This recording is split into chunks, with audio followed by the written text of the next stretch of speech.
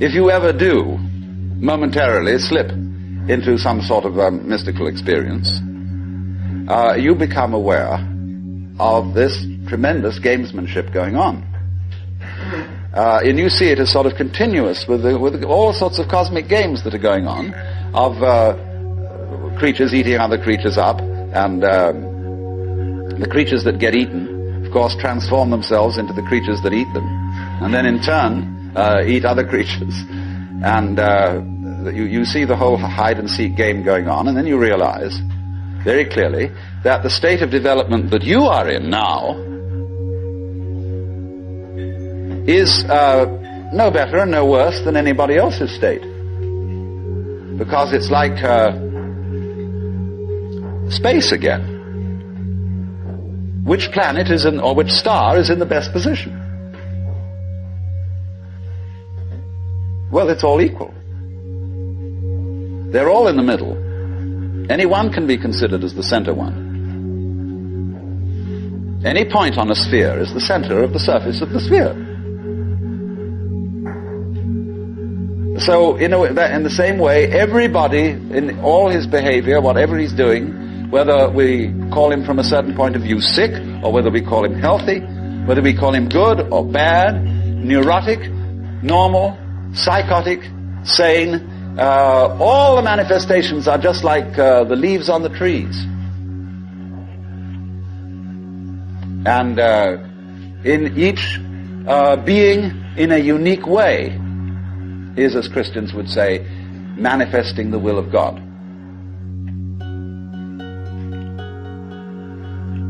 So,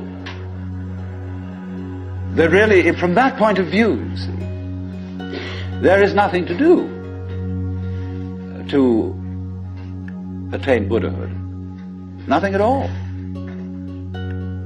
But you see, that's very difficult to understand, because a lot of people, when they hear that there's nothing to do, try to do nothing. And you can't. Because you are karma, and karma means action. You can't do nothing. But the thing you're looking for, or think you're looking for, is what you're doing. Is what's called you. Only, of course, as we all know, we've got ourselves into the idea that oneself is so difficult to see. Because it's like, as I've often said, trying to bite your own teeth or look into your own eyes, and you can't find it. It's always behind. It's like your head is, from the optical point of view, a blank space. Neither light nor dark. It's right in the middle of everything. And so, one of the great tricks of gurus is to set people looking for their heads. There's a famous story of a king in India in ancient times called Yajnadatta. And one morning he woke up and reached out for his mirror and brought it over. No head. He was looking in the wrong side of the mirror. And you know, he was kind of bleary-eyed and had a hangover. So he summoned servants and said, "Ye gods, I've lost my head. Find it." And they said, "But Your Majesty, it's there on your shoulders." He said, "It is not. I can't see it in the mirror. Nobody can show me my head." So they were rushing all over the place, looking for the head. Now the trick to that is, of course, that you are perfectly well aware of your head, only not in a form in which you expect to be aware of it. You expect to be aware of your own head in the same way as you're aware of other people's heads. But that wouldn't be true of you, because you've got an inside view on your head. You have an outside view of other people's heads, because, of course, you're taking an inside point of view. But the way in which you are aware of your head is in terms of what you are seeing and hearing. Because all sights and all sounds are what the nerves inside your head are doing. That's how to be aware of one's head. You are aware, therefore, of yourself, the mysterious self that you have, in terms of experience. because there isn't really any difference. But that always escapes people, you see. So perpetually, so long as you don't understand that, you can be talked into going on to all kinds of weird excursions. And just so long as you believe it, you're a sucker. You're hooked. And it takes a tremendous inner confidence and nerve finally to say, hey, don't pull that stunt on me anymore. I see through your game. One of Rinzai's students, after he saw through it, said, well, there wasn't much in Rinzai's Buddhism after all. Of course there wasn't. He said boldly and straight out, my teaching is just like using an empty fist to deceive a child. You know, when you play games with a child and pretend you've got something here, the child goes into all kinds of tizzy to get you to open your hand and show what it is, and then there's nothing. Fooled. So you can be fooled, as long as you can be fooled. When you can't be fooled, you don't ask the question anymore, because it's all become clear. It's all become clear that there is no puzzle about this universe.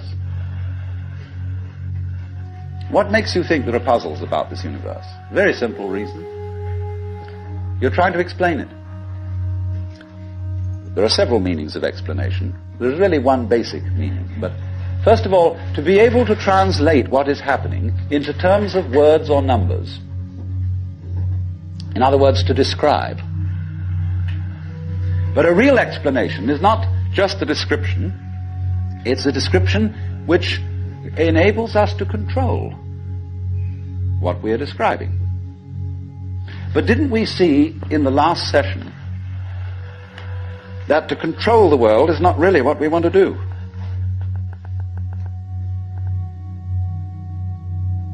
So that if all explanations have as their function enabling us to control things, then maybe an explanation isn't what we wanted. And furthermore, you can very simply see that what makes things complicated is explaining them. When somebody explains to you how a flower works, and he's a great botanist, and analyzes all the innards of a flower, and shows the channels, the fibers, the processes of reproduction, and so on that go on in it, everybody stands fascinated. Say, how complicated that is. How clever God must have been to create that flower, to have all that complexity going. It isn't complicated at all. It's only complicated when you start thinking about it. Because the vehicle of words is a very clumsy one.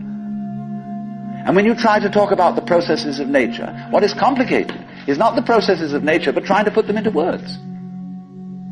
That's as complicated as trying to drink up the ocean with a fork. It takes forever. And so this intense complexity that we see in everything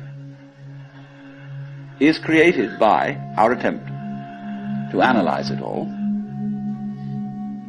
And so what we do is, you see, when we analyze, we use our eyes and ears as scalpels. And we dissect everything. And we have to put a label on every piece we chop off. And so we scalpelize and we get it right down to atoms, getting finer and finer, and we suddenly thought, well, we've got to the end of it, because the word atom means what is not cuttable. Atomos. But then we found we could cut the atom.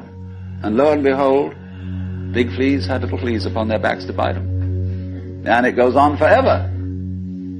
There is no end to the minuteness which you can unveil through physical investigation. For the simple reason that the investigation itself is what is chopping things into pieces. But in a way, all that is vain knowledge. Because you see, what it does is it gives you the illusion that you've solved your problems. When you have controlled certain things and you have solved certain problems, practical problems, you say, fine, more of that please. let's go on solving problems. And then you do. You create a world of people, as we are today, far more comfortable than people who lived in the 19th century. But the problem is we keep running into this thing that all constant stimulations of consciousness become unconscious. And when we take it as a matter of course to have certain comforts, then we switch the level on which we worry. When you solve a whole set of problems, people find new ones to worry about. And after a while, you begin to get that haven't we been here before feeling. Aren't we just going round on a cycle and doing the same old thing over and over and over again because we don't realize that we're chasing our own tails by an eternally recurrent process of not knowing who you are. That is the hide and seek. That is the nature of what the Hindus call the Manvantara and the Pralaya, the period of the Manvantara in which the worlds are manifested, and the period of the Pralaya in which the worlds are withdrawn from manifestation. In and out, in and out. Evermore came out by the same door as in I went. And the thing is to get to the point where you can see that you are doing that in every moment of your existence, with every tiny little atom of your body. You now, at this minute, you see, are the whole system of inning and outing. In other words, you often think perhaps, maybe a long, long time ahead, I shall reach the point where I wake up from manifestation and overcome the world illusion and discover that I am the supreme reality behind all this diversification. My friends, there is no diversification. In other words, what you call diversification is your game. In the same way as you chop the thing and then you say it is made of pieces. Because you forget that you cut it. And so when you see the world as complicated and that there are life problems and that you might one day succeed. See, hundreds and hundreds of people are running like mad after something that they call that is success, and they have no idea what it is. So in exactly the same way, the guru is keeping you running and running after spiritual attainment. You don't know what you want. See, where Krishnamurti is so clever. Because he says, if you ask me for enlightenment, how can you ask me for enlightenment? If you don't know what it is, how do you know you want it? Is it any concept you have of it will be simply a way of trying to perpetuate the situation you're already in. If you think you know what you're going out for, all you're doing is you're seeking the past. What you already know, what you've already experienced. Therefore, that's not it, is it? You don't need anything to hang on to. You're it. You don't need a religion. But then you say, well, what is all this religious stuff about then? Why don't we just forget it? You can try. By all means. Just go away. Don't go to gurus. Don't go to church. Don't enter philosophical discussions. Forget it. But then you'll realize that by having consented to forget it, you're still seeking. What a trap. What can you do? You see, if you stay here and listen to me or to anyone else who comes around here, you're fooling yourself. But if you go away, you're fooling yourself too. Because you still think that's going to improve your situation. It won't. And therefore, when you discover that it doesn't, you'll think, well, maybe it was a mistake to go away, and you come back to the guru. And he looks at you and says, you are very undisciplined, very very inferior student. And you need to apply yourself. Well, as I explained what he's doing. But it comes down in a way to a sort of contest with the guru. You see? Will you call his bluff? You're afraid to. Because you might discover that if you do call his bluff, he's no better than you are. Well, that's what you're supposed to find out. But without being cynical about it. He's as divine as you are. But you've got to call the bluff. There's going to be a showdown. And it's a double bind. The whole situation's a double bind. Because it doesn't do any good to stay here, and it doesn't do you any good to go away. Either to do something about it or to do nothing about it. Now then, there's something else. When you understand that, and when you realize that there's nothing to realize, because it's all here, then what are you going to do? Well, of course, this is the sense of the Zen poem. Supernatural activity and marvelous power. Drawing water, carrying fuel. You know? Do whatever one does as a human being.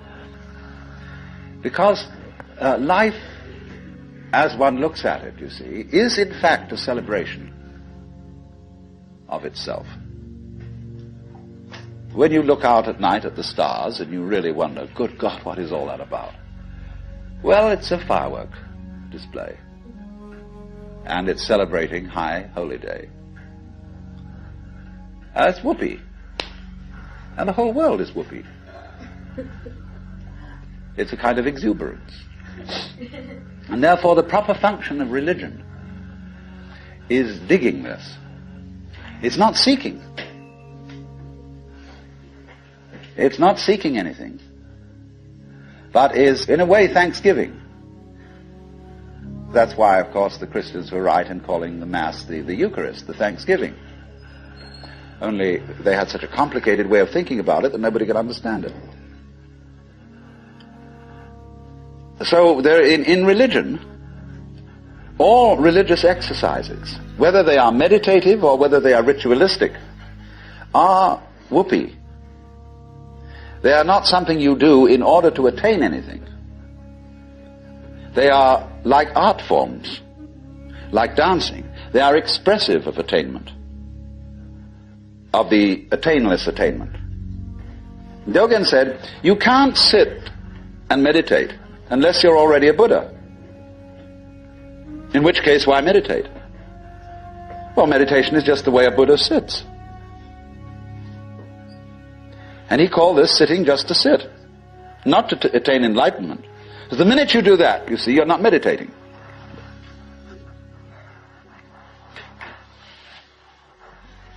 So you only become a good meditator if you're not looking for anything.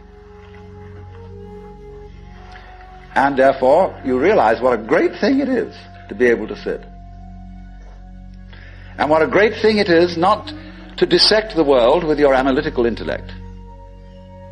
To be able to look out at the water or the trees or at the floor and the light on it in front of you without calling it light or floor or trees or thinking that it has parts or thinking that it's complicated. It isn't. So when you can sit without thinking, not with an empty mind, mind you, I'm going back to that point, not with an empty mind, but just a non-analytic mind, a non-probing mind, where you're not creating problems all the time by trying to control it, by trying to control your mind, by trying to control your experience, what you see and hear. You then just simply discover that there is no way of controlling what you're experiencing, because what you're experiencing is you. And to try and really fundamentally control that is just going around in a circle. So, if I were to say to you now, what you have to learn is to let it happen, that's wrong too. There's no one to let it happen. If I say to you, accept your experience, be calm and open to things, that again perpetuates the illusion that you're something different from it. So we go round and round. But if there are some people who want to get together, and like we would get together to play poker, or to have a walk, go fishing, or sail a boat, if there are some people who want to get together to meditate, and to have rituals, and to chant, great. It's an art form. And you can only use it and make it a good art form if you're not using it to get something. And this is what really is the bane of temples all over the world. You go into Buddhist temples where they theoretically don't believe in any God. But there are the people praying. And they're all doing it in order that we get a male child next time around, or that the horse recover from a disease, or that mama gets cured of the dropsy, and all these petitions are going on and on and on. People are always coming to the temple to ask for something. And there all the vendors sit outside and sell souvenirs and magic and charms, and all the people go in and do this. And all these serious priests sitting there, really having to keep up face and say, yes, we can provide these services. On the other hand, if you go in to one of these temples, along with all the faithful followers, and have a ball, buy a bead, buy a candle, buy a this, buy that, buy some incense, go in and dig this great thing going on, salute the Buddhas or the Christ or the altars or the crucifixes or what you will, but don't take it seriously.